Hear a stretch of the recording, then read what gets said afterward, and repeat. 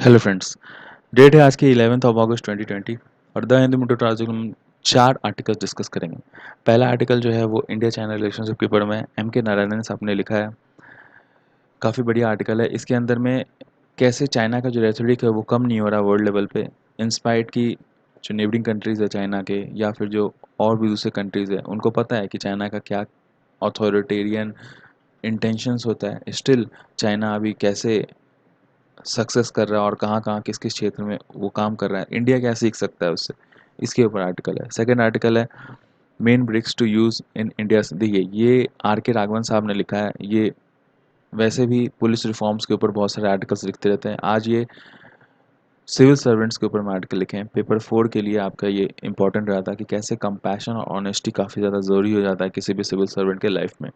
Third article GST collections के ऊपर में है, कैसे सेस और स्टेट का जो पार्ट है उसमें कैसे फेरबदल हुआ है और क्या-क्या आगे हो सकता है, उसके ऊपर ये आर्टिकल है। इकोनॉमी जीएस पेपर 3 के लिए रेलेवेंट है।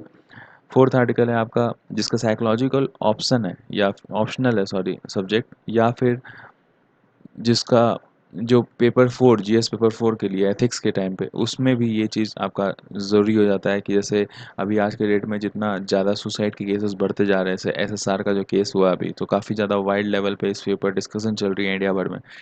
तो देखिए, एग्ज़ाम में ये तो सवाल नहीं आएगा कि एसएसआर कौन थे और उनकी क्यों मृत्यु हो गई, लेकिन ये आ सकता है कि ऐसे क्या कारण है कि इंडिया के अंदर में बहुत ज़्यादा सुसाइड्स देखा जा रहा है।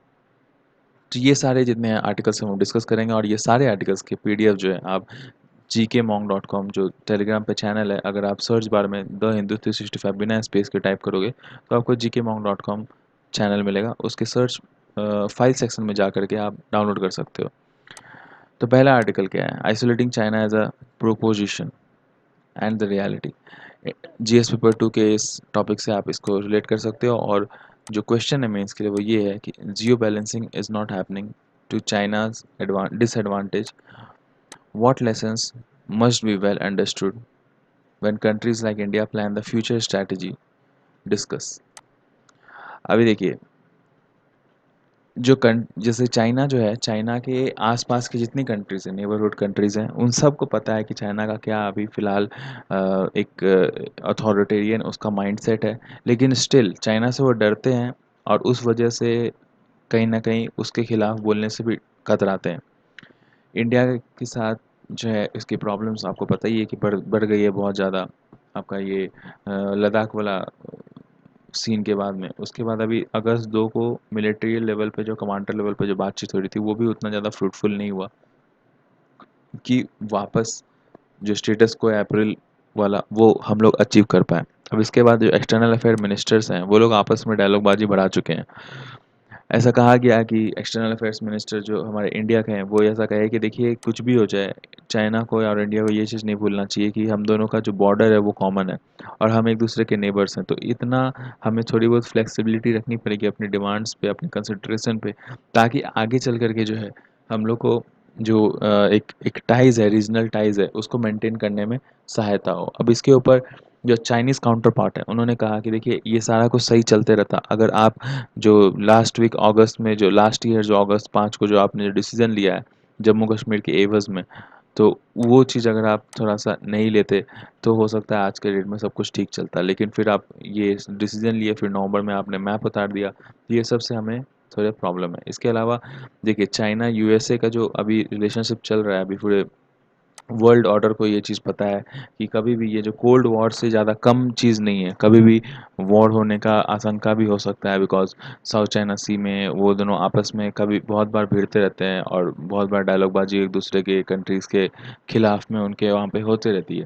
जैसे साउथ चाइना सी के अंदर में अभी यूएसए ने अपना एयरक्राफ्ट कैरियर भी उतार रखा है। तो दोनों कंट्री जो है आपस में मसल पावर दिखाने से भी नहीं कतरा रहे हैं। तो इसमें जो एशिया के जो बाकी कंट्रीज़ हैं, उनका क्या रोल है? एशिया के देखिए बाकी कंट्रीज़ जो हैं, जो उससे बहुत ज़्यादा परेशान हैं, जैसे कि इंडिया परेशान है, वियतनाम परेशान है। वो लोग तो चाइना के खिलाफ यूएसए के साथ में है ही। लेकिन अभी भी बहुत सारे ऐसे कंट्रीज़ हैं, जैसे कि एशियान कंट्रीज़ हैं जो जैसे, और फिर बाकी और भी जो एशिया पैसिफिक रीजन के जो कुछ छोटे-मोटे और कंट्रीज़ हैं, उनको, जैसे कि फॉर एग्ज़ाम्पल पाकिस्तान, तो उनको इन सब का ज़ाई जिनपिंग का ऑथोरिटेरियन वर्ल्ड व्यू जानने का पता होने के बाद भी जो है वो चाइना के खिलाफ बोलने से थोड़ा सा कतराते हैं। रीज़न क्या है? रीज़न ये है कि देखिए चाइना जो है छोटे कंट्रीज़ के खिलाफ कुछ एक्शन लेने से पहले उनसे पूछता भी नहीं है। तो फॉर एग्ज़ाम्पल इंडिया से ऊपर जम्मू कश्मीर से जो उन्होंने एक अपना ट्रेड रूट निकाल दिया है, उसके इंडिया से उन्होंने कंसल्ट भी नहीं करा। इसी से तरीके से जैसे वो साउथ चाइना सी में अपना एक जो आइलैंड बना दिए वहाँ बीच में, तो वो कि दूसरे किसी ईईज़ेड के एरिया में आ रहा था लेकिन स्टिल उनसे पूछे भी नहीं। इसी तरीके से और भी बहुत सारे प्रॉब्लम्स मतलब कॉन्फ्लिक्ट्स होते रहते हैं साउथ चाइना सी या फिर उसके आसपास नेबरिंग कंट्रीज़ में। फॉर एग्ज़ाम्पल 2012 में भी जो चाइनीज़ मरीन सर्विलांस शिप जो था, तो वो चीज़ को कन्फ्रंट किया गया था फिलिपियन नेवी के द्वारा। तो उस टाइम पे भी ये सारा कुछ जो इशू है वो आइलैंड को लेकर के, स्कारबॉग शेल आइलैंड जो है उसको लेकर के बहुत बातें जो है वो बढ़ गई थी। अभी एग्रेसिव और एक्सपेंशनिस्ट इनका पॉलिसी है। क्यों? क्योंकि अभी देखिए कोविड-19 से पूरा वर्ल्ड जूझ रहा था, लेकिन उस टाइम पे भी 80 से ज़्यादा ज्योग्राफिकल फीचर्स जो उसके रीजन के अराउंड है, उनका नाम और इंडेंसिंग ये सब सारा कुछ उसने चेंज कर दिया। और फिर उसके बाद इंडिया से भी वहाँ पे भिड़ा हुआ है अभी लद्दाख के जगह पे। फिर आपका जो हांगकांग के साथ उसका विवाद चल रहा है, ताइवान, साउथ कोरिया के साथ उसका विवाद चल रहा है। लेकिन ये सब होने के बाद में भी एशियान कंट्रीज़ जो है वो उतने ज़्यादा खुल करके उनके खिलाफ नहीं बोलते। देखिए यूएस और चाइना दोनों के बीच में किसी को चुनना है। अब बहुत सारे कंट्रीज़ जो है वो यूएस को चुनने से थोड़ा-सा कतराते हैं, बिकॉज़ ऑफ यूएस के जो हिस्टोरिकल जो अलग-अलग रीज़न्स हैं उसके वजह से। अभी उसके बाद जो यूएस का एयरक्राफ्ट कैरियर भी यूएस ने भेज रखा है। फिर उसके बाद वो बहुत सारे कंट्रीज़ को प्रोटेक्शन भी देता है अपने एवज़ में, जैसे कि ताइवान हो गया, फिर आपका ये इधर फ़िलिपीन हो गया, तो इनको वो प्रोटेक्शन भी देता है। लेकिन स्टिल अभी ये सारे कंट्रीज़ जो हैं वो कहीं न कहीं थोड़ा-सा डिसएडवांटेज्ड फ़ील कर रहे हैं, और इसका सबसे मुख्य कारण ये है कि चाइना की जो इकोनॉमी है, वो वर्ल्ड ऑर्डर पे इस लेवल पे है कि उसको फ़र्क ही नहीं पड़ता है। फॉर एग्ज़ाम्पल अभी वॉशिंगटन के कहने पे जो यूनाइटेड किंगडम ने 5G जो इंस्टॉलेशन प्रोजेक्ट था आपका हुवाई के द्वारा, तो उसको एंटी चाइना सेंटिमेंट को देखते हुए उसने वो डील को कैंसिल कर दिया यूएसए के दबाव में आकर के। तो इस चीज़ के ऊपर चाइना ने कुछ ज़्यादा रिएक्शन किया, क्योंकि उसको पता है कि जो उनकी उनके बीच में जो चाइना और यूनाइटेड किंगडम के बीच में या फिर और बाकी दूसरे कंट्रीज़ के बीच में जो रिलेशनशिप है वो क्यों इतना ज़्यादा प्रबल है, और इकोनॉमिकल टाइज जो है वो इतना जल्दी हटाना संभव नहीं है। और ये जो एंटी चाइना वाला जो एक एक धारणा है, एक जो रेथोरिक है, वो कुछ दिन में जाता जाएगा, वो चीज़ फेड हो जाएगा। तो इस वजह से बाकी जो कंट्रीज़ हैं आपके, जैसे यूएसए, जापान, ऑस्ट्रेलिया, ये सब कंट्री भी कहीं न कहीं देखा गया है ऐसा कि ऊपर-ऊपर से वो ये तो बताते हैं कि वी आर एंटी चाइना, लेकिन अंदर से जब उसका इकोनॉमी की बात जब आ जाए उनका, तो वो इस वाले अपनी इकोनॉमी को हर्ट नहीं करना चाहते। फॉर एग्ज़ाम्पल सबसे बड़ा इसका एग्ज़ाम्पल है ऑस्ट्रेलिया, जो कि क्वाड का मेंबर भी रह चुका है। क्वाड जो है आपको पता ही है कि सबसे वर्ल्ड में सबसे बड़ा एक गुट माना जाता है जो कि चाइना विरोधी है।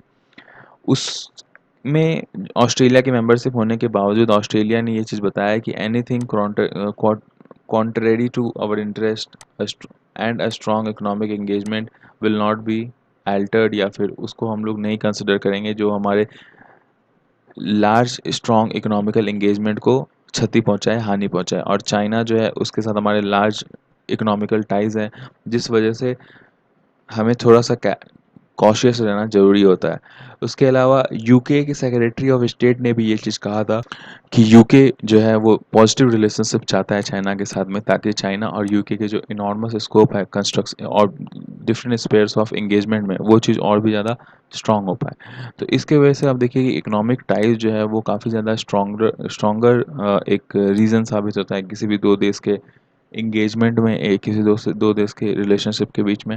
और एशिया में भी जो एशियान कंट्रीज़ है, डिस्पाइट कि वो बहुत ज़्यादा परेशान है चाइना से, उनके जो इकोनॉमिक पार्टनरशिप है चाइना के साथ वो और भी ज़्यादा हर साल वो बढ़ते ही जा रहा है, और इस वजह से भी जो कंसर्न्स है वो बहुत ज़्यादा बढ़ जाते हैं। इंडिया नेबरहुड में आपको पता ही है पाकिस्तान का क्या रिलेशनशिप है चाइना के साथ, ऑल वेदर फ्रेंड कहा जाते हैं एक दूसरे को। फिर उसके बाद नेपाल के साथ भी अभी चाइना ने क्या करा है कि अभी कुछ दिन पहले जो नेपाल ने मैप निकाला था काला पानी एरिया का, उसके बाद में वर्चुअल समिट भी ऑर्गेनाइज करवाया चाइना ने, जिसके अंदर पाकिस्तान, अफगानिस्तान और नेपाल की बातचीत हुई थी। अभी नेपाल के अंदर में बहुत सारे चाइना के प्रोजेक्ट भी चल रहे हैं जो हिमालय को काट करके वहाँ से मल्टी डायमेंशनल ट्रेड रूट जो वो बनाने की कोशिश कर रहे हैं। इसके अलावा बांग्लादेश में भी आजकल इंडिया और बांग्लादेश की रिलेशनशिप जो है, CAA वाले जो अमेंडमेंट आई थी उसके बाद से उतने बढ़िया रिलेशनशिप अभी मेंटेन नहीं है। वो बांग्लादेश की जो प्राइम मिनिस्टर है वो इंडियन डिप्लोमेट से मिलने को राज़ी नहीं है। 5-6 बार वो ट्राई कर चुके हैं लेकिन अभी तक वो मिल नहीं रही है। तो इन सब चीज़ में हमें ये पता चल जाता है कि चाइना का जो एक दबदबा है पूरे वर्ल्ड ऑर्डर में, इंस्पायर्ड कि कोविड-19 उसके देश से निकला और भी जो जो प्रॉब्लम्स हुए, वो चीज़ को अभी इतना जल्दी हम लोग हटा नहीं सकते, कम नहीं कर सकते। आप देखिए कि इंडिया ईरान में काम कर रहा था, वहाँ पे भी इंडिया जो अभी सैंक्शन की वजह से आगे नहीं बढ़ पाया, तो अब ईरान वालों ने चाइना को सैंक्शन कर लिया है, ताकि जो चाइना पाकिस्तान इकोनॉमिक कॉरिडोर है, CPC अफगानिस्तान के थ्रू, और जो अलग रेलवे लिंक का जो इंफ्रास्ट्रक्चर का जो प्रोजेक्ट है, उन सबको अच्छे तरीके से इंडिया हैंडल कर पाए, सॉरी ईरान हैंडल कर पाए। तो अब उसके अलावा जो छाबहार इस सब के दौरान क्या है कि छाबहार पोर्ट को पहले मोनोपोली था इंडिया के लिए, इंडिया ही यूज़ कर सकता था उस चीज़ को, तो अब उसको चाइना भी यूज़ करेगा, बिकॉज उसने बहुत सारा फंडिंग जो है वहाँ पर दे दिया है। तो ये सब जो है वो इंडिया चाइना के डिसएडवांटेज, अभी फ़िलहाल जियो पॉलिटिकल डिसएडवांटेज होने के बावजूद भी चाइना जो है इन सबको ओवरटर्न करके करने में सक्षम रहा है। तो इससे एक लेसन सीखना चाहिए इंडिया को, और आगे ये सारे मुद्दों को कंसिडरेशन रखने के साथ साथ आगे कैसे फ्यूचर स्ट्रैटेजी बना सकता है इंडिया, इसके ऊपर सोचना चाहिए। नेक्स्ट आर्टिकल की तरफ चलते हैं। तो नेक्स्ट आर्टिकल है हमारा सिविल सर्विसेज के ऊपर में, सिविल सर्वेंट्स के ऊपर में। इस आर्टिकल को आप GS पेपर 4 के लिए आप इसको रेलेवेंट मान सकते हो, और public civil services values and ethics in public administration से ये रिलेट कर सकता है। तो इस वाले में जो GS क्वेश्चन है प्रैक्टिस के लिए आपका मेंस एग्जामिनेशन के लिए, तो वो इस प्रकार है। The father of civil services Sardar Vallabh Bhai Patel called IAS and IPS as the steel frame of India. Discuss if this is still relevant.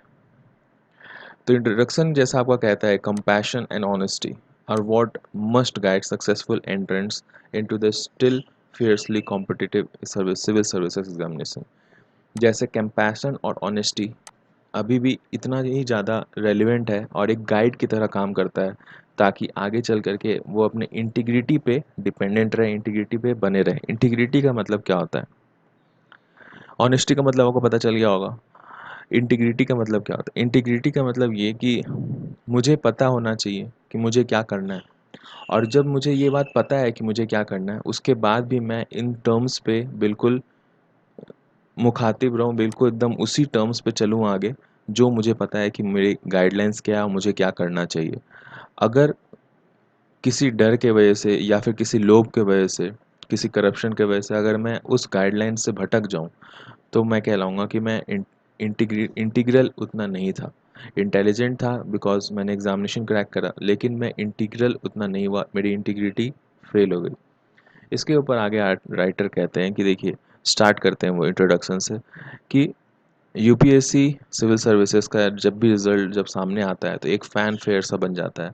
उसमें बहुत सारे बच्चे सेलेक्ट होकर के आते हैं, लेकिन 2 क्वेश्चन जो है फंडामेंटल पहले भी था और आज भी था, आज भी है, कि क्या जो बच्चे चुन कर के आए हैं, मेन और वुमेन, वो सब हायर ब्यूरोक्रेसी में वो क्या सही कैंडिडेट चुन कर के आए हैं? इसके अलावा क्या मिड कैरियर रिव्यू भी होता है उनके परफॉर्मेंस का, ताकि जो मिसफिट हैं, जो डिसऑनेस्ट साबित हुए हैं टाइम के साथ, उनको हम हटा सकें टाइम के साथ।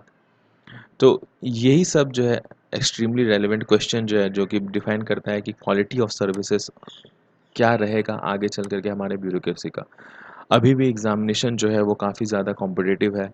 आप देखिए इसका जो प्रोटोकॉल है कि जैसे शुरू से ही ऑब्जेक्टिव टाइप क्वेश्चन, फिर उसके बाद आपका मेंस आता है, तो काफ़ी ज़्यादा मतलब बिल्कुल स्ट्रेट फॉरवर्ड एग्ज़ामिनेशन है, और जिसके अंदर हम लोग ये चीज़ तो मान्य रख सकते हैं कि ये यूपीएससी जितना ऑनेस्ट ऑर्गेनाइजेशन है, उतना स्टेट्स पीसीएस उतना ऑनेस्ट नहीं है और आज तक यूपीएससी के ऊपर कोई ऐसा धब्बा नहीं लगा कि इसके इंटीग्रिटी में कुछ प्रॉब्लम हुआ। तो इसके बाद जो सिविल सर्विसेज का जो रिक्रूट होता है उसके इंटेलिजेंस और इंटीग्रिटी को डिफाइन करना या फिर उसको छाँटना उसके लेवल पे, ये भी काफ़ी ज़्यादा चैलेंजिंग हो जाता है। बिकॉज़ आप देखिए कि जिस प्रकार का हमारा देश है, जितना डाइवर्स है, इतने डाइवर्स कंट्री में इतने ह्यूज पॉपुलेशन के साथ एक वन फिट ऑल फॉर्मूला जो है उसको धरातल पे उतारना, जो कि यूपीएससी उतारता है, सबको उसी खेमे में फ़िल्टर करके लेकर के आता है।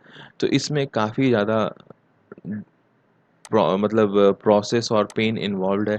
और इसमें जो वीडिंग आउट आज तक हुआ है वो डिस्पाइट कि इतने सारे हर्डल्स थे, प्रीलिम्स, मेंस और इंटरव्यू, आज तक कहीं ना कहीं ठीक ठाक ही हुआ है। इसमें वो ये भी देखते कहते हैं राइटर कि हम इसमें ये भी देखते हैं हर साल कि इन सब हर्डल्स के बावजूद हर साल जो सक्सेस स्टोरीज और बहुत सारे चिल्ड्रन निकल कर आते हैं, तो उसमें हम देखते हैं कि निचले खेमे के जो सोसाइटी है उसमें से बहुत सारे बच्चे उभर कर ऊपर आते हैं।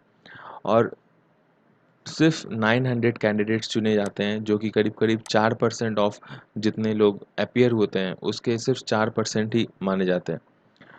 फिर उसके बाद वो आगे कहते हैं कि अभी फ़िलहाल जो चेंज है, 1960s में जब मैं चुना गया था, उस टाइम पे ऐसा नहीं था। उस समय सिर्फ 15,000 20,000 बच्चे चुने जाते थे और उसके मतलब आते थे प्रीलिम्स का एग्ज़ाम देने के लिए, और उस टाइम पे प्रीलिम्स भी नहीं हुआ करता था, हम डायरेक्ट मेंस एग्ज़ाम देते थे।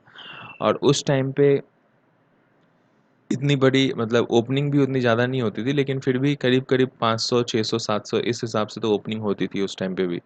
लेकिन उसके बाद से अब देखिए इस टाइम पे आज के डेट में 304 कैंडिडेट जनरल कैटेगरी से, 78 इकोनॉमिकल वीकर सेक्शन से, बैकवर्ड रीजन से 251 और इस प्रकार से अलग-अलग। इनफैक्ट वुमेन भी 150 चुन करके आई हैं, जो कि थर्ड रैंकर है।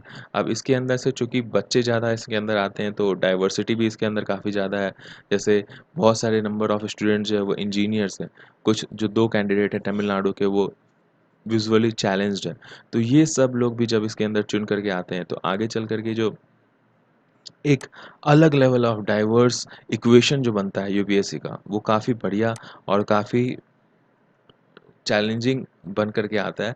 और डिस्पाइट कितना भी कुछ कहा जाए, एलिगेशन लगाया जाए इसके ऊपर, वो काफ़ी ओल्ड जो प्रेजुडिस जुडिस है, जो चैलेंजेस है, उसमें काफ़ी खरा उतरता है। जिस वजह से जो एंटायर इतना सारा जो पेन जो ली जाती है जो गवर्नमेंट के द्वारा, वो सब कुछ बिल्कुल ठीक है अगर हम इस प्रकार का एक कम्युनिटी अभी भी देश में मेंटेन कर पाएँ, जहाँ उस देश में ख़ास करके जहाँ पे कुछ एक सेक्शन ऑफ सोसाइटी जो है उसको काफ़ी ज़्यादा बढ़ावा मिलता है। और जैसे आप सोशल मीडिया पर देखते रहते हो कि काफ़ी ज़्यादा आजकल ट्रोल होता है और काफ़ी ज़्यादा मतलब एक वायलेंस को बहुत ज़्यादा आजकल, मॉब लिंचिंग और वायलेंस को बहुत ज़्यादा लोग आजकल बढ़ावा देते हैं। तो इस सोसाइटी में ऐसा एक कम्युनिटी अगर हो और वो भी हाई लेवल पे, जो कि एम्पैथी मेंटेन कर सके और ग्राउंड लेवल से आए, जो कि इनॉर्मस ये सब चीज़ों को देख कर के ऊपर आता है, तो उनको वहाँ पे रहना बहुत ज़रूरी हो जाता है। तो क्या ये सारा कुछ जो अभी एक हमने बताया, सारा कुछ ये सिनेरियो जो अभी क्रिएट हो चुका है, अच्छे लोग चुन कर के आ रहे हैं, ग्राउंड लेवल चुन कर के आ रहे हैं, तो अब हम लोग जो इंक्रीमेंटल प्रोसेस है उसका रिव्यू करना छोड़ दें? क्या ये हम मान लें कि एक ट्रांसफॉर्म्ड एग्ज़ामिनेशन जो आया है वो हमारे सोसाइटी को में एम्पैथी और इंटीग्रिटी लाने के लिए सक्षम है? नहीं, राइटर कहते हैं कि नहीं, ऐसा हम नहीं कर सकते, बिकॉज़ मेरे पास कुछ रिज़र्वेशंस हैं जिसको हम टाइम टू टाइम चेक करना ज़्यादा ज़रूरी समझते हैं। जो सबसे बड़ा 2 रिज़र्वेशन वो ये है कि जितने भी जो 2 मेजर्स लेवल है, major level of central services है, जैसे कि आईएएस और आईपीएस, इन दोनों में कुछ ऐसे इनसेंसिटिव लोग हैं जो कि पुअर सिटीजन्स के प्रति उतना ज़्यादा सेंसिटिविटी नहीं दिखाते हैं, और जिसके वजह से एक काफ़ी लार्ज सेक्शन ऑफ सोसाइटी जो है वो ग्रसित रह जाती है। आप देखिए कि डिस्ट्रिक्ट कलेक्टर और डिस्ट्रिक्ट सुपरिटेंडेंट ऑफ पुलिस जो है वो बहुत ही बड़ा पावरफुल और विजिबल सिंबल ऑफ एडमिनिस्ट्रेशन है किसी भी डिस्ट्रिक्ट के अंदर में। हमारे पास टोटल 739 डिस्ट्रिक्ट्स है इंडिया के अंदर में, और उसके अंदर कलेक्टर और एसपी जितने भी हैं किसी भी डिस्ट्रिक्ट के अंदर में कलेक्टर और एसपी एक्सेसिबल होना चाहिए किसी भी तबके के सोसाइटी के लोगों के लिए। अभी अगर किसी कोई डिस्ट्रिक्ट अगर बहुत ज़्यादा बड़ा है, जैसे कि आम तौर पे हमारे देश में होता है, तो वहाँ का जो डिस्ट्रिक्ट जो अथॉरिटी है, जैसे अगर आईएएस है या फिर वहाँ का जो आईपीएस है, वो अगर आम जनता के बीच में मिल नहीं पाता है, मतलब उनसे मिल नहीं पाता है, तो उनकी ग्रीवांसेस को वो समझ नहीं पाता है, सुन नहीं पाता है, तो आप देखेंगे कि करप्शन जो है वो काफ़ी ज़्यादा बढ़ जाता है उस जगह पे। क्योंकि ऐसा प्रॉपर धारणा है कि अगर कोई काम अगर आपको निकलवाना है सरकारी अड्डे पे, तो जो निचला जो लेवल है, जो ग्रास रूट लेवल है, वहाँ पे आपको थोड़ा बहुत ग्रेटिफिकेशन, उसका जो डिमांड ऑफ ग्रेटिफिकेशन है वहाँ सरकारी आदमी का, उसको आपको पूरा करना पड़ेगा। ये इलीगल ग्रेटिफिकेशन जो है, ये जो नॉर्मल फंडामेंटल राइट है सिटीजन का, उसी को उसको दिलवाने के लिए ये बिल्कुल इल्लीगल जो डिमांड है उसको पूरा करना पड़ता है उन्हीं सिटीजन्स के द्वारा, जो कि किसी भी सेक्टर से हो सकते हैं, वेल ऑफ घर से भी हो सकते हैं या फिर कोई बहुत गरीब घर से भी हो सकते हैं। तो फिर ऐसा देखा जाता है कि जो ठीक ठाक घर से हैं उनका काम तो निकल जाता है, लेकिन जो गरीब घर के हैं उनका काम वैसे के वैसे ही रह जाता है। तो जो आज़ादी के टाइम पे, आज़ादी से पहले का जो जैसा सीन था कि जो समाज में इलीट क्लास था उनके काम होते जाते थे, और जो निचला तबका है वो वैसा के वैसा ही रह जाता था। कहीं न कहीं वैसा ही एक धारणा जो है वो हमारे सोसाइटी में बन जाता है अभी भी, और ये काफ़ी ज़्यादा डैमेजिंग है हमारे सिविल सोसाइटी या फिर स्टेट सिविल सर्विसेज जो है उन सब के दामन पे। जो मेजर जो इनका एक कंसर्न है वो आपका पुलिस सिस्टम जो है उसके ऊपर है। वो कहते हैं कि पुलिस स्टेशन पूरे ऑल ओवर इंडिया में करीब-करीब 15,000 हैं, और इसके अंदर बहुत सारे ऐसे उतने ज़्यादा लिटरेट पुअर पीपल जो हैं वो आते हैं, जो कि उतने ज़्यादा लिटरेट नहीं है। अब उनके साथ कैसे मैन हैंडलिंग होती है वो सबको पता है। जो पुलिस स्टेशन का जो एक इज़्ज़त है आम जनता के अंदर, उसको रिस्पेक्ट और न्यायालय की तरह नहीं दिखाया जाता है, उसको ऐसा दिखाया जाता है कि वहाँ अगर जाएँगे तो हो सकता है हमारे ऊपर बर्बरता हो जाए। तो ये जो एक धारणा है वो कहीं न कहीं जो न्यू आईपीएस ऑफ़िसर्स हैं, उनसे मैं एक्सपेक्ट करता हूँ कि वो इनको चेंज करने में सफल हो सकें। जहाँ पे भी वो इनजस्टिस और वायलेंस देखें, उसके खिलाफ वो खड़ा हो सकें, ताकि उनके जो सबॉर्डिनेट्स हैं और जो उनके सुपरवाइज़र्स हैं, उन दोनों को ही वो इंस्पायर कर सकें। अगर ये ऐसा हो जाता है, तभी जा कर के हम ऐसा कहेंगे कि जो एक एनलाइटेंड आईपीएस ऑफ़िसर होना चाहिए, वो उनका जो है अब रिक्रूटमेंट अभी भी होता जा रहा है।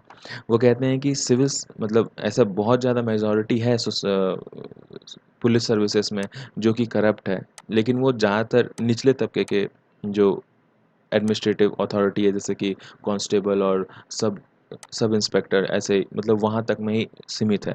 जो हायर ऑर्डर में एक core enlightened senior IPS officers का एक ग्रुप है, जो कि अभी भी काफ़ी बढ़िया काम कर रहे हैं इंडिया के अंदर, और उनको ये जो कोर एनलाइटेंड जो एक सर्कल है, उनको और ज़्यादा दूर तक बढ़ाने की ज़रूरत है, ये ताकि ये जो न्यू आईपीएस ऑफिसर्स आ रहे हैं वो उनसे इंस्पायर हो सकें, वो कोर एनलाइटेंड सीनियर ऑफिसर से, और ये जो एक दायरा है इनका कोर एक ग्रुप जो है, जो दायरा है इसका, वो और भी बड़ा हो सके टाइम के साथ। तभी जाकर जो सरदार वल्लभ भाई पटेल ने एक सपना देखा था कि ये सिविल सर्विसेज एक प्रॉपर और स्ट्रॉन्ग स्टील फ्रेम की तरह साबित होगा, तो उनके कॉन्फिडेंस को हम आज के डेट में भी बिट्रे नहीं कर पाएंगे। नेक्स्ट आर्टिकल है making up for shortfall in GST collection. GS paper 3 से आप इसको रिलेट कर सकते हो, और Indian economy and issues related to planning mobilization resource growth development and employment. इसके सब topic government resources which include tax and non tax, इससे आप रिलेट कर सकते हो। मेंस क्वेश्चन जो आप प्रैक्टिस कर सकते हो इसके अंदर, तो ये है कि recently in news cess collected are not being sufficient for the states, what changes should be accompanied by the GST Council to devise a practical solution. Discuss. तो ये क्वेश्चन आप अटेम्प्ट कर सकते हो। ठीक है, अब उसके बाद हम देखते हैं आज आर्टिकल के ऊपर में। तो जैसे कि इंट्रोडक्शन बोलता है, the GST compensation of state act assume a 14% growth target for state which is unrealistic. अभी देखिए, अगर आप ब्रीफ बैकग्राउंड देखिए जीएसटी सेस और कैसे कलेक्शन वाला ये जीएसटी जो रिजीम आया, तो उसके ऊपर हम पहले भी एक बार डिस्कस किए, लेकिन अभी फिर से एक बार देख लेते हैं कि चूँकि जीएसटी जो है वो टैक्स, जितने भी टैक्स अवेलेबल थे, 1-2 को छोड़ करके, जैसे पेट्रोल और कुछ को छोड़ करके, सारे सब्सटेंस पे टैक्स लगने की बात थी। तो इसमें जो स्टेट का एक था, पहले, इससे पहले क्या होता था, वैट होता था और भी बहुत सारे टैक्स होते थे। तो वो स्टेट का जो एक रिजीम होता था कि हम इसे, ये सब चीज़ के ऊपर हम टैक्स लेंगे और ये सब चीज़ जो है वो सेंटर टैक्स लेगा। तो वो उसको चेंज करने की ज़रूरत थी, जो कि 7th शेड्यूल में हमारा लिखा गया है। अब 7th शेड्यूल को अमेंडमेंट करने के लिए एक ह्यूज मेजॉरिटी चाहिए था हमारा पार्लियामेंट के अंदर में, तो उसको राज्यसभा लोकसभा दोनों से पास करने की बातें थी और बहुत सारे स्टेट गवर्नमेंट जो है उसके अंदर से भी पास करने की बात थी। तो इसके वजह से पहले क्या होता था कि जीएसटी जो, जैसे मान लीजिए कोई सामान अगर दिल्ली से, या फिर दिल्ली नहीं, कोई छोटा स्टेट देखिए कि मध्य प्रदेश का कोई सतना जो डिस्ट्रिक्ट है, वहाँ से अगर मुंबई जाना है किसी सामान को, तो सतना ऑब्वियसली छोटा डिस्ट्रिक्ट है, कम डेवलप्ड डिस्ट्रिक्ट है, तो वहाँ से मुंबई जाना, मुंबई वैसे ही डेवलप्ड है। उसके बाद जब यहाँ से सामान जब मुंबई जाता है, तो वो जो टैक्स मिलेगा, जो जिस जो स्टेट एक्सपोर्ट कर रहा है उसको मिलेगा, और जो स्टेट कंज्यूम कर रहा है उसको उतना टैक्स नहीं मिलेगा। तो ये चीज़ क्या होता था कि सतना जहाँ था वहीं रह जाता था, और जो सामने वाला जो स्टेट है वो उससे रिच होते जाता था। नहीं, सॉरी, सतना जो सामने वाला स्टेट है, मुंबई जो है वो वहीं पे रहता था और सतना जो है वो रिच होते जाता था। अब ये इसका उल्टा है। जैसे फॉर एग्ज़ाम्पल, ज़्यादातर जो सामान है इंडिया में वो तटीय इलाका जो है, मुंबई, कोलकाता, चेन्नई, विजयवाड़ा, ये सब सारी जो जगह है वहाँ पे आता है, दूसरे कंट्री से वहाँ पे आकर लैंड करता है। अब वहाँ पे बहुत सारे मर्चेंट्स हैं जो कि उस स्टेट में बेस्ड हैं, तो वो वहाँ से सामान ले करके और इंटीरियर इलाकों में भेजते हैं, इंडिया के इंटीरियर इलाकों में, जैसे कि यूपी हो गया, बिहार हो गया, मध्य प्रदेश हो गया। तो वो जो अब यहाँ से वो एक्सपोर्ट कर रहे हैं दूसरे स्टेट के अंदर में, तो वो जो टैक्स जो निकल के आ रहा है वो कहाँ रह जा रहा है, वो उसी स्टेट में, मुंबई, विजयवाड़ा और चेन्नई, ये सब में टैक्स रह जा रहा है। जो सामने वाला स्टेट जिसमें कंज्यूमर है, जो कस्टमर जहाँ पे कंज्यूम कर रहा है, उसको उतना टैक्स नहीं मिलता था जितना उसको मिलना चाहिए था। तो इसी वजह से जीएसटी जो आया वो डेस्टिनेशन बेस्ड टैक्स सिस्टम बना। डेस्टिनेशन बेस्ड टैक्स सिस्टम में क्या हुआ कि जो अब मुंबई ये सब जगह पे आकर के बाहर से, क्योंकि इसके पास ये पोर्ट सिटीज़ है, तो पोर्ट सिटीज़ में बाहर से भी आते थे सामान, और इंडिया के भी बहुत सारे अलग अलग जो है सामान वहाँ पे जाता है। या मान लीजिए अगर कोई दूसरा स्टेट का यहाँ पे सामान आया, वहाँ पे फिनिश्ड गुड्स बन कर गया और फिर बाहर, फिर अंदर इंडिया में भी गया और बाहर दूसरे देश में भी गया। तो उस वजह से इन सब एरियाज़ में जो जितने पोर्ट वाले जो स्टेट्स हैं, वहाँ पे ऑब्वियस रीज़न से इंडस्ट्रीज़ और इस तरह के मर्चेंट ज़्यादा हुआ करते थे। तो एक स्टेबिलिटी और यूनिफ़ॉर्मिटी लाने के लिए इंडिया के अंदर में इस प्रकार का जो डेस्टिनेशन बेस्ड सिस्टम आया, जिसमें ये जो स्टेट्स हैं वो अगर अंदर वाले में भेजेंगे, तो जहाँ का कंज्यूमर जहाँ उसको यूटिलाइज़ करेगा वो सामान को, उस वाले स्टेट को टैक्स मिला करेगा बाद से। तो अब ऑब्वियस सी बात है, महाराष्ट्र, कोलकाता, जैसे वेस्ट बंगाल, महाराष्ट्र, केरला, तमिलनाडु, ये सब स्टेट्स नहीं मानेंगे, क्योंकि भाई बोलेंगे कि हम पहले से जब ज़्यादा कमा रहे हैं, तो हम क्यों अपना जो जो अपना बकेट है उसमें से आधा आपको दें फ्री फंड में। तो इसको मनाने के लिए 2014 में एक आया था कॉन्स्टिट्यूशनल अमेंडमेंट बिल, इंट्रोड्यूस किया गया था लोकसभा के अंदर में। उसके अंदर 2 प्रोविज़न्स थे। पहला ये कि अगर इंटरस्टेट कोई भी गुड्स जाता है, तो उसमें 1% जो टैक्स है इंटरस्टेट वाला में, उसको सप्लाइंग स्टेट को मिलेगा। मतलब महाराष्ट्र से अगर सतना जा रहा है, तो महाराष्ट्र को 1% टैक्स एक्स्ट्रा मिलेगा। उसके अलावा सेकंड प्रोविज़न्स ये था कि अगले 5 साल तक, जैसे 2017 में अगर आया है जीएसटी, तो उसके बाद अगले 5 फाइनेंशियल ईयर तक जो कंपनसेशन है, ऐसा हम अज्यूम करेंगे कि हर साल आपका स्टेट के जो रेवेन्यू है उसमें 14% का इजाफा होगा। तो उस हिसाब से हर साल ऐसे ही बढ़ता जाएगा आपका, और कंपाउंड इंटरेस्ट, मान लीजिए अभी 100 रुपये है, तो 100 रुपये में अभी आपको, जैसे 2017 है आज, तो आज इस साल आपने 100 रुपये कमाया था अपना टैक्स से, तो हम ऐसा एज्यूम करेंगे कि अगले साल आप 114 रुपये कमाओगे। ₹100 का 14% जोड़ करके ₹114। अब उसके नेक्स्ट ईयर 2019 में आप क्या कमाओगे? 2018 में आपने कमाया था ₹114, अब ₹114 का 14% आप कमाओगे 2019 में। अब उसी के बाद ऐसे क्युमुलेटिव ऐड होता जाएगा। तो अगले 5 साल में करीब ₹193 ये लोग कमाएँगे, ऐड होते-होते। तो ये जो एक फासला था कि जैसे अब 14% हर साल जो बढ़ेगा, इर्रिस्पेक्टिव कि मार्केट कैसा शो डाउन होता है, नहीं होता है। अभी देखिए कोविड-19 के टाइम से बहुत ज़्यादा जो है मार्केट में डिप्रेशन आ गया है और बहुत सारे जो कंज़्यूमर है वो भी अपना जो खरीद-बेच करने का जो स्टाइल है उसमें चेंजेस लेकर के आ गए। तो इस वजह से उतना आ नहीं रहा है सेस जितना आना चाहिए।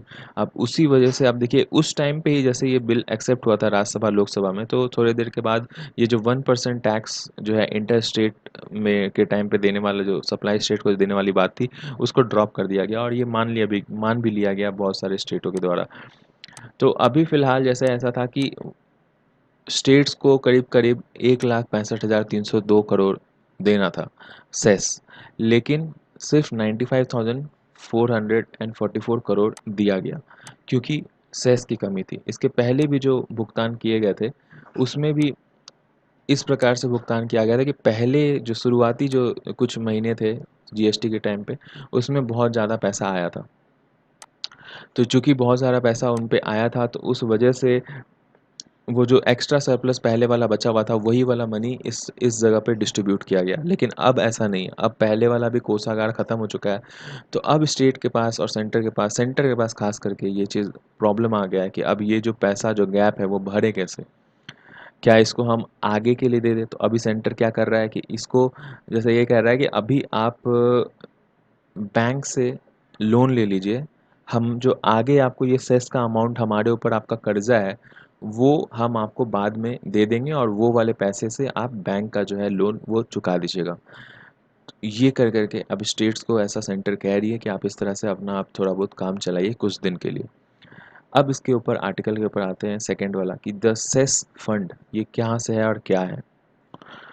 ये सेक्शन जो है वो आगे हमारी जो डिस्कशन है उसको बढ़ाते हुए ये कहता है कि देखिए जो शॉर्टफॉल आया है वो इसलिए आया है बिकॉज़ जब सेस डिवाइस करने की बात आई थी, तो कुछ ऐसे सर्टेन गुड्स थे, जैसे फॉर एग्जांपल पान मसाला, सिगरेट, टबैको प्रोडक्ट्स जो थे या फिर एरिएटेड वाटर, बेवरेजेस, कोल और कुछ मोटर व्हीकल जो है उसको अगर खरीदने बेचने से जो एक्स्ट्रा रेवेन्यू आता था, उसको जीएसटी काउंसिल सेस के रूप में स्टेट्स में बाँटने की बात की थी। अभी देखिए जैसे ही लॉकडाउन हुआ था, 1 महीने तक मारुति सुजुकी का एक भी गाड़ी नहीं बिका था। जो स्टेटमेंट आया था फर्स्ट महीने के बाद में कि अगर ऐसा चलता रहा तो हमें कंपनी बंद करना पड़ेगा। मारुति सुजुकी का ये स्टेटमेंट था। तो अब पहले 2 साल तो इस स्कीम के वजह से जो सेस कलेक्ट हुआ था, वो बहुत ही बढ़िया आया था और एक्सीड कर गया था कि जितना मतलब स्टेट को देना चाहिए था, उससे ज़्यादा ही एक्सीड कर गया था। तो कुछ भी सेस पेमेंट में कोई प्रॉब्लम नहीं आया था। लेकिन चूँकि ये जून 2022 तक इसको देना है हमें सेस अलग-अलग स्टेट्स को, तो उस वजह से जो अब कोविड-19 की वजह से जो रिसेशन आया है, तो अब हम लोग को ये चीज़ को देने में काफ़ी ज़्यादा प्रॉब्लम्स, इश्यू फेस करना पड़ रहा है। कॉज़ सेस फंड जो है वो उतना आ नहीं रहा है, मोटर व्हीकल बिक नहीं रहे हैं और थूकना भी अब जो है कि मना हो गया है, तो पान मसाला, गुटखा ये सब भी लोग खा नहीं रहे हैं। इसके अलावा घर से बाहर लोग निकल नहीं रहे हैं, तो बहुत लोग को सिगरेट पीना प्रॉब्लम हो गया है बिकॉज़ घर के अंदर सिगरेट पीने नहीं देते हैं घर वाले, और जो लड़के हैं, यूथ ज़्यादातर सिगरेट पीते हैं, तो वो वर्क फ्रॉम होम कर रहे हैं, तो जिस वजह से उनके घर में फैमिली है, पेरेंट्स हैं, तो उनके सामने वो पीते नहीं हैं। तो ये सब में भी काफ़ी ज़्यादा गिरावट आई है। घर ऐसा कहा जा रहा है कि जो एक दूसरे का घर है वो नशा मुक्ति केंद्र बन गया है। तो आगे राइटर कुछ उपाय बताते हैं कि देखिए शुरू से ही 14% जो था वो काफ़ी ज़्यादा हैवी था। उस टाइम पे भी ये स्टेट्स इसीलिए मान रहे थे क्योंकि 14% उनको ही पता था कि ये काफ़ी ज़्यादा मतलब अगर हम खुद अपने तरफ से 14% तो हर साल आना बहुत मुश्किल है। तो स्टेट अगर सेंटर अगर हमें देते रहे पैसा 14% का, तो क्या ही दिक्कत है। तो 4 ऐसे उपाय आ सकते हैं जिससे कि हम लोग इस चीज़ को डिवाइस कर सकते हैं और परमानेंट सॉल्यूशन ला सकते हैं। फर्स्ट ऐसा कहते हैं कॉन्स्टिट्यूशन जो अमेंडमेंट हुई थी आपकी, उसी के अंदर चेंजेस कर दीजिए और जो 5 साल कहा था आपने उसको 3 साल में बदल दीजिए। क्योंकि अब जो है कि अगले 1-2 साल तक तो आपका ऐसे ही रहेगा। आपके जो टैक्सेस हैं वो थोड़ा सा कम ही आएंगे। उसके बाद सेकंड में ये कहते हैं, लेकिन वो पहले वाले में ये कहते हैं कि देखिए अगर आप ऐसा कर देते हैं तो स्टेट्स हो सकता है ना माने, और ये भी कंडीशन आ जाए कि हो सकता है कि पुराना जो जिस बात पे सहमति आई थी अब कि 5 साल तक हम आपको 14% देंगे, तो अब वो बात अब उससे आप मुकर रहे हैं, तो हो सकता है स्टेट वो वाला भी एग्रीमेंट कैंसिल कर दे और उस पर भी बात आ जाए कि अब हम लोग को पुराना वैट वाला सिस्टम चाहिए, इस जीएसटी हटाओ। तो ये प्रॉब्लम हो सकता है। इसके बाद जो सेकेंड कंडीशन क्या है कि जो सेंट्रल गवर्नमेंट है वो जितना भी शॉर्टफॉल आ रहा है वो अपने खुद के हिस्से से भरे। जैसे सेंट्रल गवर्नमेंट को जितना भी जो टैक्स आता है उससे निकाल करके अपना, और फिर उसका स्टेट्स को वो प्रोवाइड करवाए। इससे बाकी स्टेट्स खुश हो जाएंगे। लेकिन सेंटर के जो पहले से ही अभी है, उसका जो डेफिसिट चल रहा है, जो अभी हेल्थ सेक्टर में और इकोनॉमिक क्राइसिस की वजह से जो पहले से ही डेफिसिट चल रहा है, तो वो उसको और प्रॉब्लम सेंटर को हो सकता है। थर्ड में ये बताते हैं कि सेंटर क्या कर सकता है कि बोरो कर सकता है सेस फंड। जैसा हमने पहले भी कहा, बताया आपको कि सेंटर एडवाइस कर रहा है स्टेट को कि आप सेस के नाम पे लोन ले लीजिए और आपको हम बाद में सेस का अमाउंट आप वापस कर देंगे, और फिर वो वाला जो लोन का अमाउंट है आप हम जो पैसा वापस करेंगे उससे आप उसको पे कर दीजिएगा। तो वैसे ही सेंटर भी सेस में पैसा देने के लिए वो पैसा कहीं से बोरो कर सकता है, और वो बोरोड पैसा वो स्टेट्स को प्रोवाइड करवा सकता है। फोर्थ, कि सेंटर जो है वो स्टेट को कन्विंस कर दे कि देखिए 14% रियलिस्टिक टारगेट शुरू से ही नहीं था, और आपको भी ये बात पता था, तो हम 14% से थोड़ा सा घटा करके हम नॉमिनल जीडीपी के ऊपर, the target should have been linked to nominal GDP growth. और इससे क्या होगा कि सेंटर जो है वो नेगोशिएट कर पाएगा कि जीएसटी काउंसिल के थ्रू कि हम लोग रीसेट कर सके टैक्स के लेवल का। अब देखिए नॉमिनल जीडीपी और रियल जीडीपी जब इंक्लूड हो जाता है, तो फिर उसके बाद जो ये 14% वाला जो बात है ना, तो फिर वो कहीं न कहीं बहुत ज़्यादा धुल-मिल हो जाता है। तो नॉमिनल जीडीपी और रियल जीडीपी क्या होता है, हम ये डिस्कस कर लेते हैं। आर्टिकल खत्म हो चुका है। नॉमिनल जीडीपी क्या होता है? देखिए ये है ग्राफ आपका, नॉमिनल जीडीपी ऊपर वाला है और रियल जीडीपी नीचे वाला है। तो नॉमिनल जीडीपी और रियल जीडीपी में ये अंतर है कि रियल जीडीपी जो होता है वो आपका, real GDP is sum total of economic output produced in a year valued at predetermined base market price. और nominal GDP is sum total of economic output produced in a year valued at current market price. तो देखिए current market price मतलब अभी फ़िलहाल market में जो भी rate चल रहा है। मान लीजिए अभी आपको फ़िलहाल आप देखिए कि आपको अगर कोका कोला जो है उसका जो बॉटल है वो 15 रुपीज़ का एक मिलता है। आप जब स्टैंडर्ड 1-2 में होंगे तो उस समय वो कोका कोला का बॉटल 7 रुपीज़ और 8 रुपीज़ 10 रुपीज़ में भी मिलता था शायद। तो वो उस टाइम पे सेम ही बॉटल और सेम ही प्राइस का, मतलब सेम ही क्वांटिटी का जो बॉटल था वो उतना कम में मिलता था। आज के डेट में उसका डबल हो चुका है। तो कितना डेज़ का, कितना ईयर्स का एक्सपैंड हो गया? हो सकता है 10-12 साल का एक्सपेंशन हो गया या फिर 15 साल का एक्सपेंशन, 15 साल में वो डबल हो चुका है। तो ऐसे ही एक बेस ईयर निकाला है। तो मान लीजिए 1950 में, से यूएसए का कहा जाता है कि 1950 में जैसे उसका जो नॉमिनल प्राइस था उसके मार्केट प्राइस में और आज के मार्केट प्राइस में यूएसए के अंदर में 55 टाइम्स जो है कि उसमें उछाल आ गया है। लेकिन अगर रियल जीडीपी देखिए तो उस टाइम पे जो गुड्स था, जैसे मान लीजिए एक ज़मीन का रेट अगर आपके तरफ में कहीं पे भी अगर ज़मीन का रेट जो उस समय अगर मान लीजिए 5,000 था, तो आज उस ज़मीन का रेट कम से कम 5 करोड़ होगा। तो वो उतना ज़्यादा नहीं बढ़ा होता है, वो हो सकता है कि 10, 12, 13% बढ़ा होता है। ये तो मैं 5 करोड़ बहुत ज़्यादा बता दिया, लेकिन वो ज़्यादा नहीं बढ़ा होता है, वो 8-10% ही बढ़ा होता है ज़्यादा, मतलब इंटू 8-10% ऐसे ही बढ़ा होता है। तो रियल जीडीपी हमेशा नॉमिनल जीडीपी से कम होता है, और नॉमिनल जीडीपी डिसाइड करता है कि जैसे करंट मार्केट प्राइस आपका क्या चल रहा है और करंट आपका मार्केट ट्रेंड क्या चल रहा है। तो वो बात है। अब इसके अंदर देखिए ये सारे आपके डिफरेंसेस हैं, तो बेसिस पॉइंट्स के ऊपर ये आप याद कर सकते हो। मेन आपको मुद्दा मैं बता दिया। तो इंडिया का ये ग्राफ भी है, ये आप एग्जामिनेशन में लिख सकते हो। बिल्कुल ये याद रखना है कि 1999 में 2000 से लेकर के, और ये बीच में बस खाली 2011 2011 10 से 2011 के टाइम पे हम लोग का हाईएस्ट रहा है नॉमिनल और रियल जीडीपी, और लास्ट में फिर हमारा अभी 2019-20 में कम हो गया। तो नेक्स्ट आर्टिकल के ऊपर आते हैं। तो नेक्स्ट आर्टिकल है हमारा ways of death by suicide. ये जीएस पेपर 4 के लिए रेलिवेंट है।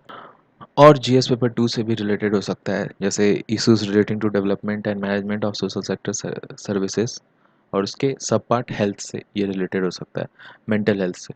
अभी देखिए, जो सोसाइटी है उसके अंदर में इतने सारे जो स्ट्रेस लेवल आजकल बढ़ता जा रहा है, और ये जो एक टैबू है, सोशल टैबू, कि अगर कोई अपने आप को मेंटली सिक बताता है, मतलब मेंटली सिक नहीं, डिप्रेशन में भी अगर वो है, तो वो उस चीज़ के लिए डॉक्टर के पास नहीं जाना चाहता है, बिकॉज उसको एक इस तरीके से देखा जाता है कि वो जो सोसाइटी है वो उसको अलग नज़रिए से देखेगी, और जिस वजह से बहुत सारे जो अलग अलग प्रॉब्लम्स आज के डेट में आ रहे हैं, कि जैसे कि डिप्रेशन हो गया, इरेटिज़म हो गया, बाइपोलर डिसऑर्डर हो गया। बाइपोलर डिसऑर्डर के अंदर मूड स्विंग्स होते हैं, जैसे कि 2-3 दिन के लिए कुछ अलग मूड रहेगा, फिर उसके बाद अचानक से जो 1 दिन के लिए है उसका मूड चेंज हो जाएगा।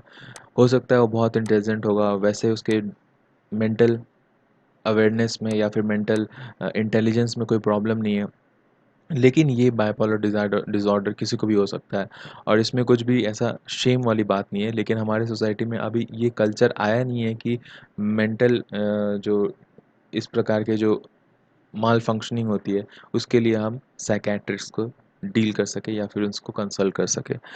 खास करके जो सेलिब्रिटीज़ होते हैं उन पे एक ओपिनियन ना बन जाए कि ये पागल है और इस प्रकार, तो उस वजह से वो भी इस चीज़ के ऊपर ज़्यादा ध्यान नहीं देते, और इसके मतलब कंसल्ट नहीं करते किसी डॉक्टर को। रिजल्टेंट क्या होता है कि ये और दिन प्रतिदिन बढ़ता जाता है, और जैसे एसएसआर वाला केस हम देखें जिसमें नेशन वाइड एक आक्रोश है, उनको ऐसा लग रहा है कि ये मर्डर है, जो भी चीज़ हो रहा है, तो वो ऐसा रिजल्ट आता है।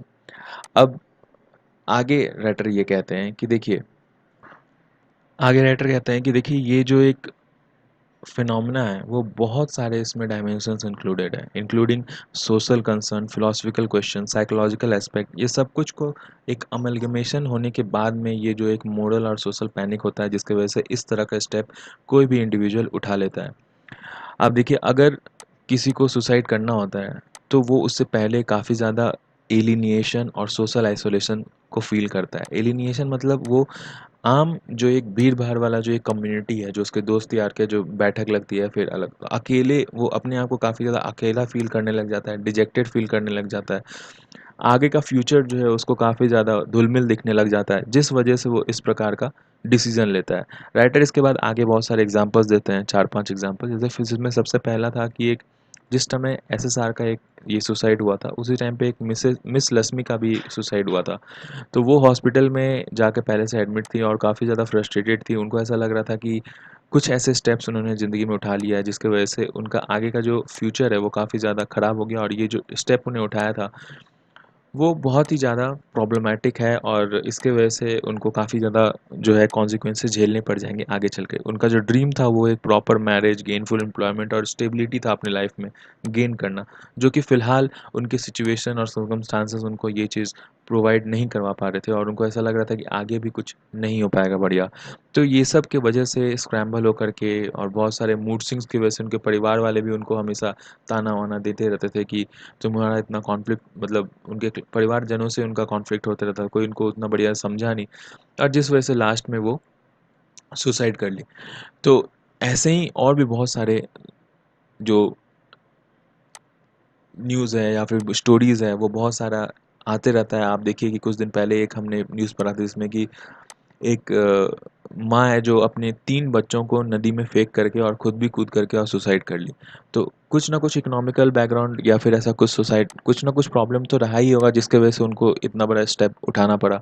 खुद तो वो गईं, उसके साथ-साथ अपने बच्चों को भी ले गई कि मेरे पीछे पता नहीं मेरे बच्चों को क्या होगा।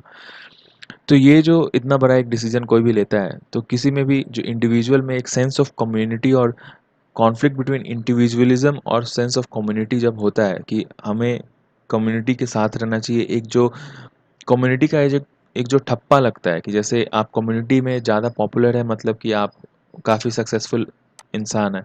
तो ये और अगर आप सक्सेसफुल नहीं हैं तो आपसे इतने लोग टच में नहीं रहेंगे। तो ये जो एक फिनोमेना है जिसकी वजह से भी काफ़ी ज़्यादा जो सुसाइड्स होती हैं हमारे समाज में वो देखा जाता है। फॉर एग्ज़ाम्पल अभी देखिए, एक इजिप्शियन एक सोशलिस्ट थी, वो लेस्बियन एक्टिविस्ट थी। तो उन्होंने भी सुसाइड कर लिया। क्यों? क्योंकि उनको ऐसा लगने लग गया था कि मेरी जो सेक्सुअलिटी है, जो चूँकि मैं स्ट्रेट नहीं हूँ, तो उस वजह से मुझे कहीं और लैंड में जाना पड़ेगा। मेरी जो ये कंट्री है इजिप्ट, वो मेरी इस सेक्सुअलिटी को एक्सेप्ट नहीं करेगी और आगे जो मेरा फ्यूचर है, वो पता नहीं किस तरफ जाएगा। तो इस वजह से ये जो हार्डशिप है और जो सफ़रिंग्स है, जब अनबियरेबल हो जाता है, जब लोग बर्दाश्त नहीं कर पाते हैं, तो वो ब्रेक डाउन होकर के ऐसे डेंजरस स्टेप्स उठा लेते हैं। आगे लोनलीनेस को भी डिफाइन किया है राइटर ने। वो बोलते हैं कि प्रोफेसर लार्ड एंडरसन ऐसा कहते हैं कि लोनलीनेस एक ऐसा इंड्यूरिंग इमोशनल डिस्ट्रेस वाला एक सिचुएशन है जिसमें जो पर्सन है वो काफ़ी ज़्यादा अपने आप को मिसअंडरस्टूड समझता है, जो आम जनता है उससे स्ट्रैंगल समझता है। मतलब वो समझता है कि जो आम जनता है, जो कम्युनिटी है, वो उसको रिजेक्ट कर, वो लोग इन इस बंदे को रिजेक्ट कर चुका है। और बिकॉज़ जैसे हमने पहले भी पढ़ा कि इसको हिस्टोरिकली कनेक्शन देखा जाता है कि अगर आप लोनली हैं, मतलब आप उतने ज़्यादा सक्सेसफुल नहीं है लाइफ में, और उस वजह से आपको आपसे कोई ज़्यादा सटना नहीं चाहता, आपसे इन्वॉल्व नहीं होना चाहता, और जिस वजह से वो एक इमोशनल ऐसे इंटीमेसी के अंदर आ जाता है जिसके अंदर वो अपने आप को खुद को समझने में फेल हो जाता है। जो फ्रस्ट्रेशन, होपलेसनेस और जो वर्थलेसनेस जो आ जाता है, जिसके वजह से वो ये भूल जाता है कि वो एक्चुअली में है क्या, और जिसके वजह से जो ऑथेंटिसिटी है उसके खुद के एग्जिस्टेंस का, वो लूज़ होता जाता है, और उसको ऐसा लगना बंद हो जाता है कि मेरे जिंदा रहने से किसी को कुछ फ़र्क पड़ने वाला है या फिर नहीं पड़ने वाला है, और उसके बाद ही जो है वो ऐसे स्टेप्स उठा लेता है।